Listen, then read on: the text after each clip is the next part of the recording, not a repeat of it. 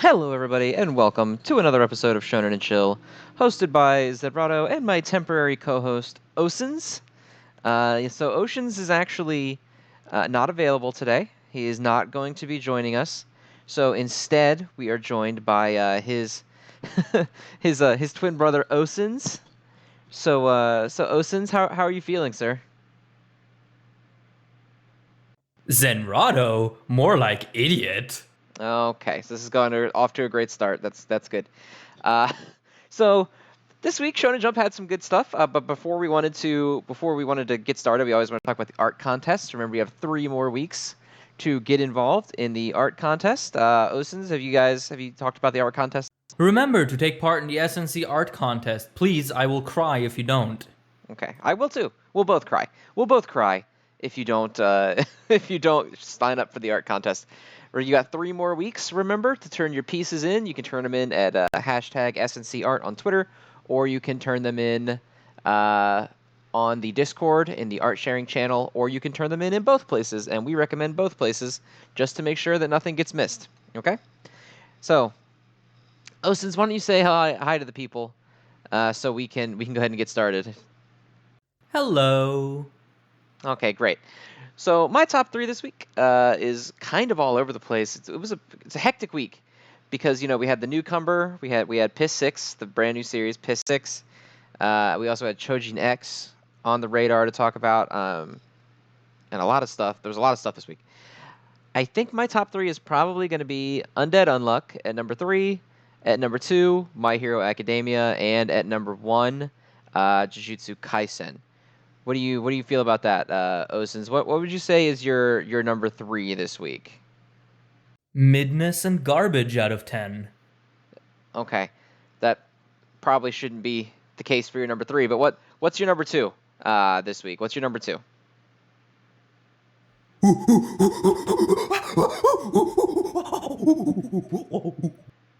Okay, so Jujutsu Kaisen. Jujutsu Kaisen's your number 2. Okay, and your number 1 this week is My Hero Academia does this amazing thing, right? Where right. where it does, where it does it does it, and then it's so Right. good, man. I love it. It's so, yeah, when it does it, so good. Yeah, my hero goat, man. Okay, so My Hero is your number 1. Okay, that's okay. So we'll go ahead and start scrolling all the way back. So first, we got to talk a little bit about Chojin X. This is a pretty good chapter. It looks like we're setting up for something new again. We get some time with Tokyo back at school, back with his little buddy, his little bowl cut buddy.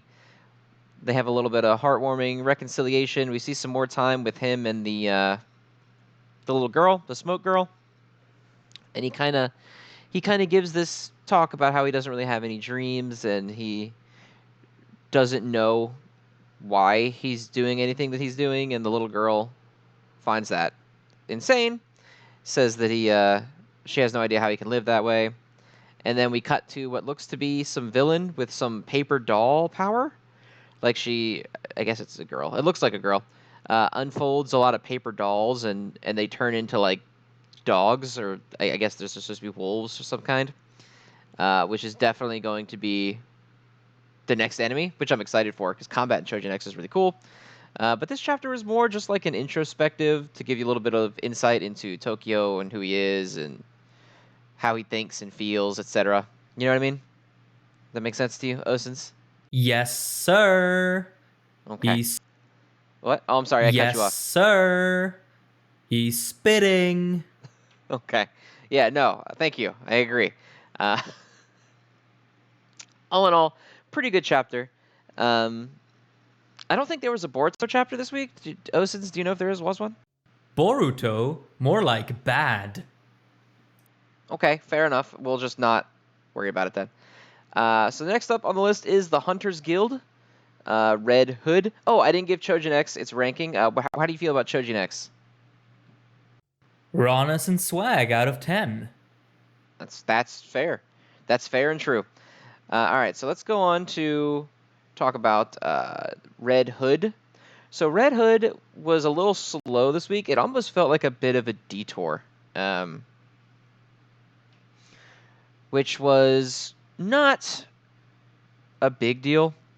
It's fine to have chapters like this because we got a little bit more insight on like the professor and his slime powers and the fact that he's actually seems to be mostly loyal to the team up. Um, it really just kind of felt like this entire chapter was purely for the sake of, hey, look at this guy. This is what he can do in a fight, which is fine. Um, it just felt like it didn't really bring that much to the table, at least for me. I'm sure there's a lot of people that like seeing the way that the fights play out in this. And Red Hood fights tend to be kind of cool. Like, they're pretty creative in what they do when it comes to stuff like fighting with slimes and all that. That's neat, especially like from a fantasy perspective. But I didn't care too much for the actual goings on. Other than the guy's powers are certainly, I guess, cool. Like, he talks about how awesome he is, and it's actually self-hypnosis to make himself stronger, which is pretty cool. Because he has like business skills, which I think is neat. The workman's arts are his power, so it's like all businessman stuff. I don't know. What do you think about that, Ocens? What's your thought about that? Now, Oh, I'm sorry, I cut you off, buddy. I'm sorry. Hang on, let me fix now your mic. this might be controversial, but I really need Satoru Gojo to break me in half. That is true. It doesn't have a whole lot to do with Red Hood. Okay, well, that's good. We'll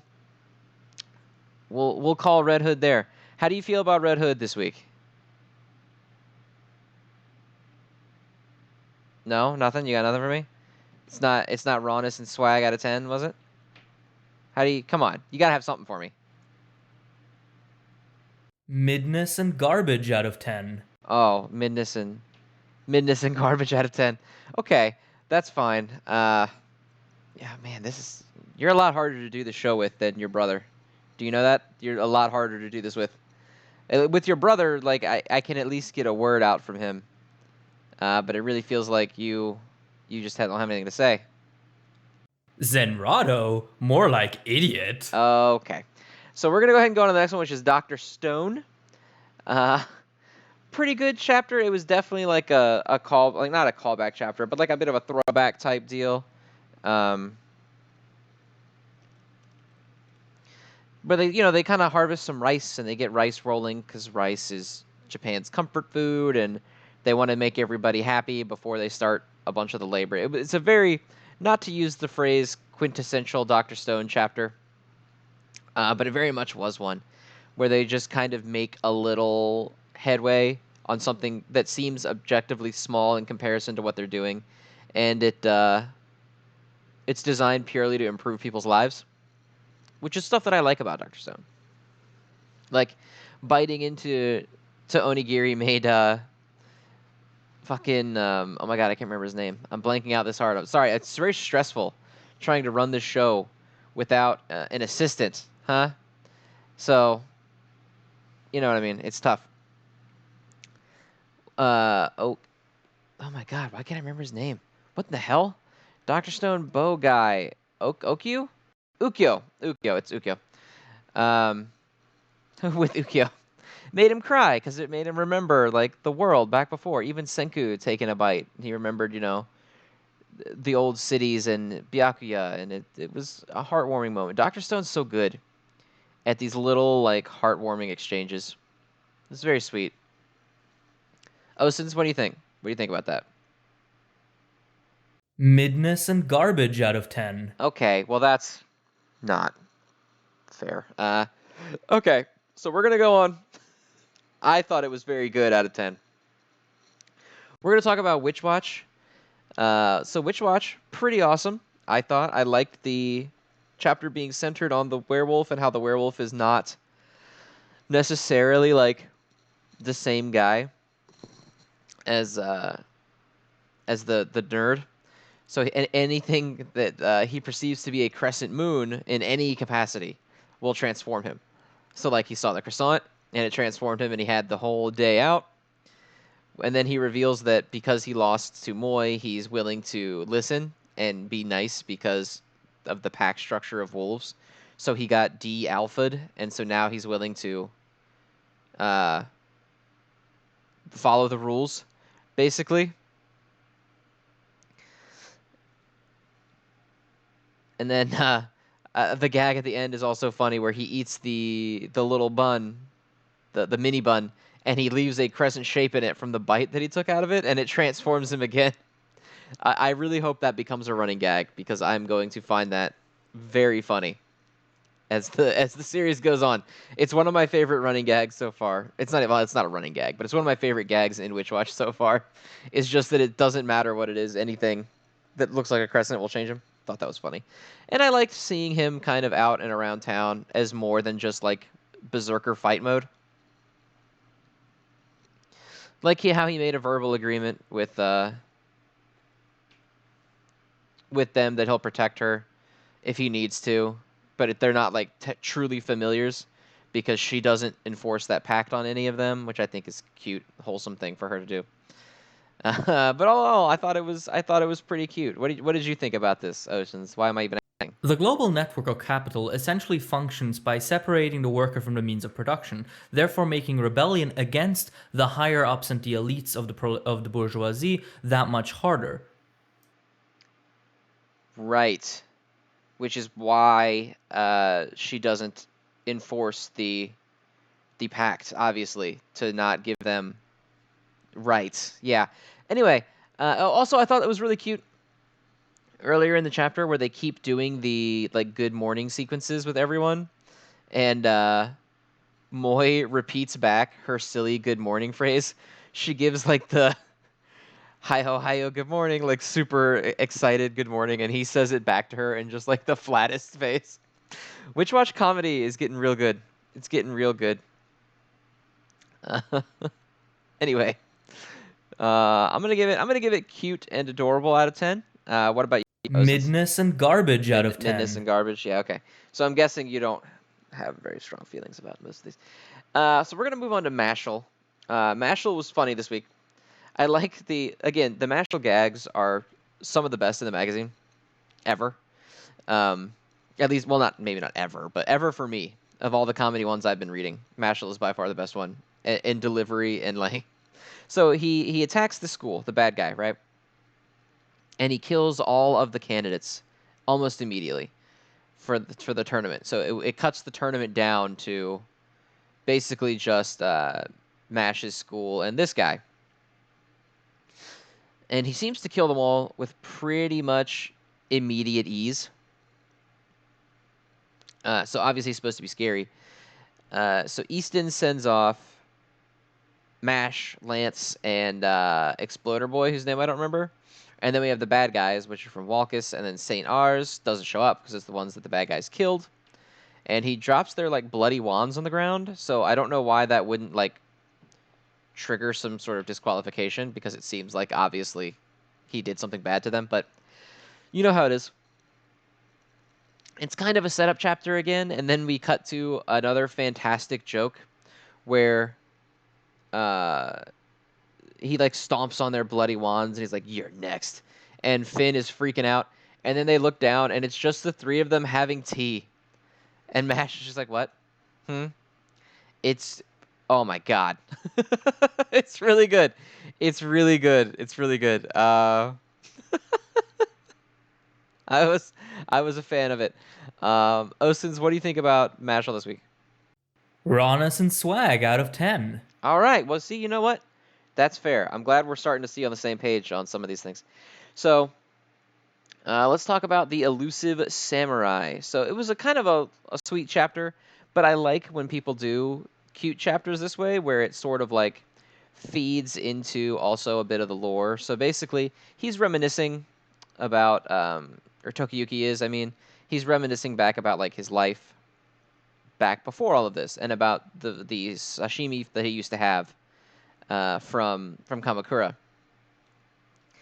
And he kind of wishes that he could go back and like see it again, you know. And then all of his little group realizes that they want to do something nice for him, so they rush up to the town. and they grab a fish, and they go through this elaborate fishing technique where they have to kill it before it gets a chance to flop around and toss it into the ice bucket. And she's quickly like bleeding the fish in the water and then toss it back in the ice and everything while they're on the run from enemy soldiers that they're trying to fight their way through. It was super, super cute. And they come back all covered in blood and wounds and stuff.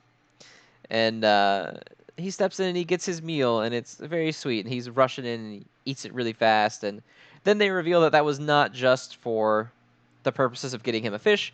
It was actually time to talk about reclaiming a city. So that looks like the next route that they're going to take is not just defending their territory, but actually expanding and trying to counter the enemies, which is going to be really exciting for me. Because as you know, I really like the military strategy and stuff in the Elusive Samurai. It's something I'm a big fan of. What do you think about that, Ocens? Rawness and swag out of 10. Ah, yeah, see, I agree. Rawness and swag out of 10. You're starting to pick up. You're starting to pick up, buddy. You're getting used. Maybe it's your first episode, so you're not like used to this kind of thing. You know, I understand that. I had a lot of jitters when I first started too. Zenrotto? More like idiot. Okay, so we're gonna move on to the next one. You're not coming back when Oceans is gone, by the way. I don't know. I don't, not to be rude about it, but I feel like I'm at my limit here. So we're gonna talk about Piss 6 next, which that's not actually its name. Its name is PP. It's 6 P's. It's PPP, but I refuse to call it that because if I do, I'm inevitably gonna break down into making jokes about PP. So I'm calling it Piss 6 because that's all I can think about. It's basically about this family of prodigious piano players where all of them are extremely talented except for one, who is, of course, our protagonist.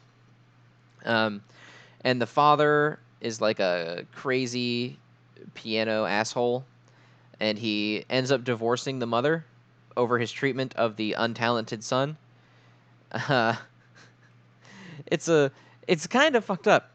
And so he basically lives like Cinderella in his abusive aunt's house, trying to just get through the day. But he actually really likes playing the piano, despite that he sucks at it. So he's trying to take lessons, and it turns out that he does have a bit of innate talent because he manages to do this thing in his audition that makes someone basically have a vision through music, where it's like if you play music well and with like a special ability, people will see like a vision, right? Of what the music does for them. And he does manage to do that to someone and end up getting into a school because of it. And he wants to learn how to impress his mom because his mom is very sick. She had 7 children, so obviously she's pretty worn down. And then she was taking care of the untalented child all on her own.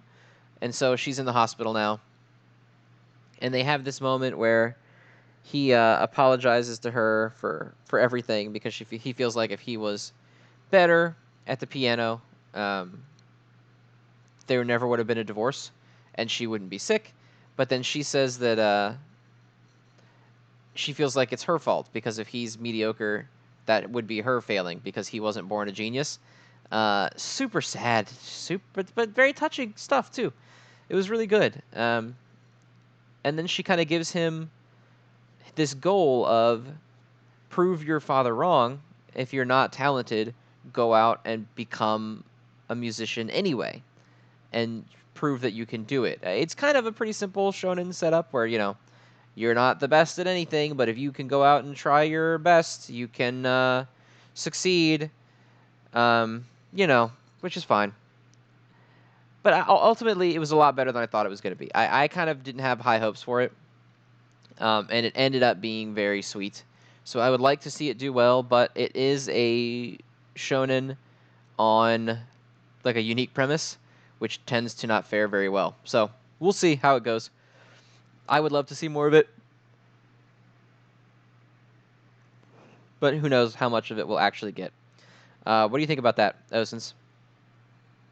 The global network of capital essentially functions doing by this again? separating the worker from the means of production, therefore making rebellion against the higher ups and the elites of the bourgeoisie that much harder.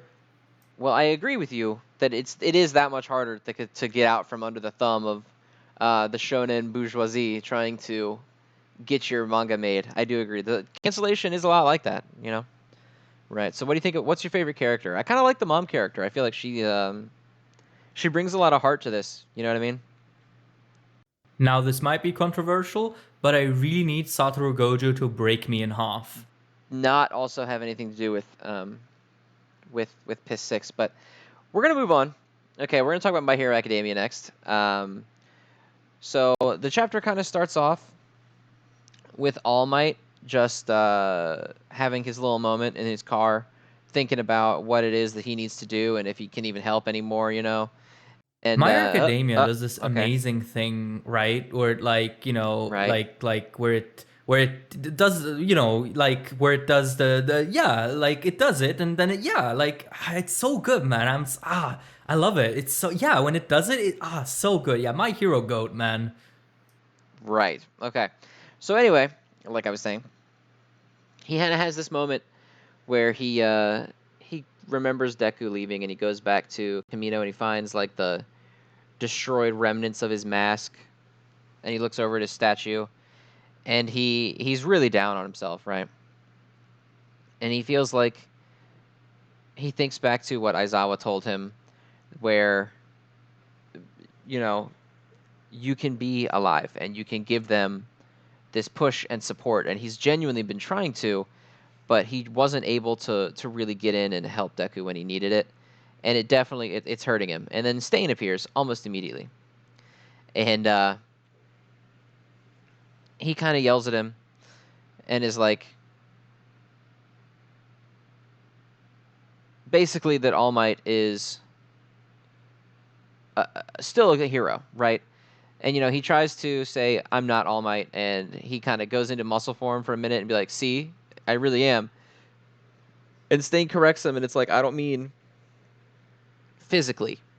I mean that if you're a hero, you're not gonna behave that way, right?" Um, which I thought was kind of touching from a character like Stain. It's like, don't question your legacy and what you've done, because as you know, Stain, All Might is the only one he considers to be a real hero. Um, I thought it was shockingly touching. And then they have this moment where they pull, he pulls All Might aside, and this girl gets up there to take that sign off of the All Might statue and clean it off. And All Might was wondering like why would she be doing that? And it's a callback all the way to the battle against All for One, where she's the woman in the rubble that All Might saves.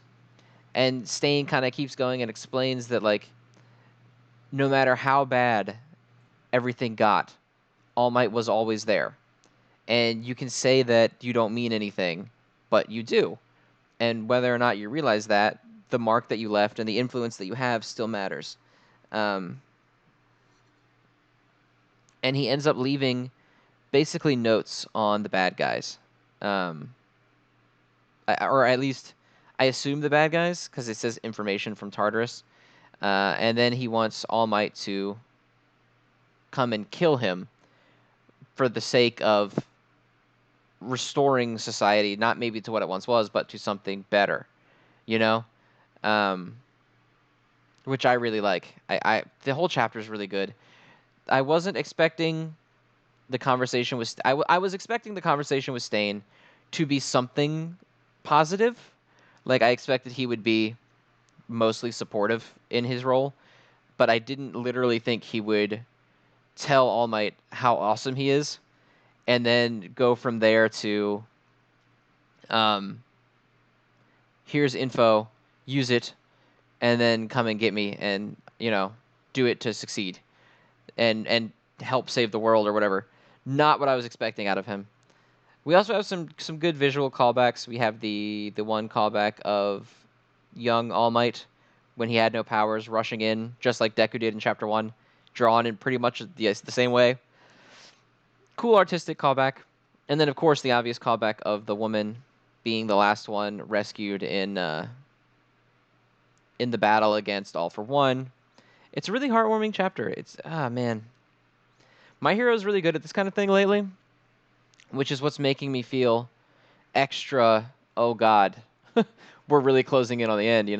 Is how hard it's really been doing this lately with these like really emotional callback chapters where every character kind of gets this moment to think back on their life so far and how things have changed and how they've grown. Um, it's really sweet.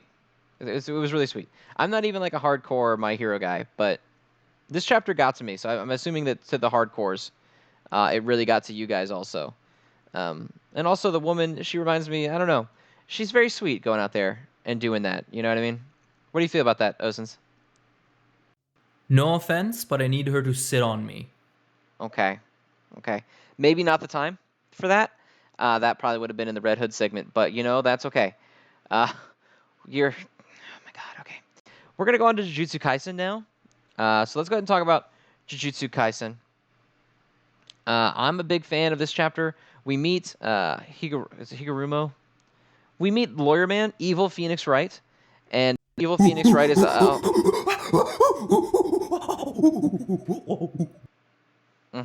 yeah. No, it was. Yeah, it was good. So we meet Evil Phoenix Wright, and he kind of talks about how the system is busted, right? And he's a defense attorney, and he's looking at it, and he's like, it's not impossible how this goes, right? So this guy is basically getting abused by his job. He gets a little bit of money, lunches and groceries to live, but they still charge him rent even though they don't pay him. And so he like you can't call the police, you can't call an ambulance where he works. He's not entirely out of the realm of possibility that what he said was the case. And then it turns out that he got found innocent. And then he's rubbing his face. He's like, "Oh my God, they won a case." And he said, "No, we didn't. They're just going to appeal it immediately." And you see a bunch of stuff like posts online and everything that the defense is wrong, right? Saying that the verdict of innocent was suspicious and that he's already basically been judged as guilty before anything even happened. Like, oh, money gets killers off the hook. How much did they pay for that, etc. And then the second trial, immediate guilty of life in prison, right? Like immediately, which is obviously fucked up. And then they say that the prosecution didn't actually even give anything new. They didn't provide anything different. They passed a sentence that basically said that there was no reason to suspect someone who's not there, which overturned the previous ruling and basically said the ruling that they found before was wrong. And then a third trial is borderline impossible because the court generally doesn't hear them. So it's basically that you'll never get it. So the entire system itself just decided that no matter what, he was guilty. Because the verdict they ended up coming to was just that, oh, you found him innocent, you're wrong. He's guilty. Sorry. And there's nothing you can do about that. And it's at this point that he kind of snaps, right? And they talk about like how is your mental state through all of this, right? And he gives a little bit of fallback, definitely back before he was more jaded, because you can definitely tell in his flashback self, his eyes are more expressive, they're not as rolled up, and his face isn't quite as wrinkled and worn. And he says that like if something's not right, he needs to make it right. He's not necessarily out there to protect the little guy, but he needs justice to be fair and to be served properly. He says that justice wears a blindfold that's supposed to represent impartiality. But he wants to keep his eyes open to the truth, which is kind of a good... It's interesting because it's not necessarily a bad mindset. The difference is how far that he ends up taking it, right? So we don't really know how far he's going to take. He certainly looks like a bad guy when he's standing there doing whatever Jujutsu stand monster he's got out with the scales. And he says they're going to have a retrial, and I assume that his power is going to have something to do with casting judgment on people, or making some form of decision about what someone has done that the little stand monster then does, or that, he's able to try them somehow on the scales, like Yu-Gi-Oh style. I don't know what one of those it's going to be. Man, are you serious? No, yeah, it was raw. It was very raw. I appreciate that. So I don't really know where it's going to go. I'm very excited to see where it goes. And I'm excited to see what happens. I mean, we know that this is one of the guys, other than the guy that's killing everyone, that they need to get, right? They're trying to come to him to get a new rule. And I'm assuming that he's going to get all those points by killing everybody in this room, which is going to be pretty... Okay. Okay. So yeah, I assume he's going to get all the points by killing everybody in this... Oh my god. Yeah. Yeah. Uh-huh. Yeah. Mm-hmm. Mm-hmm.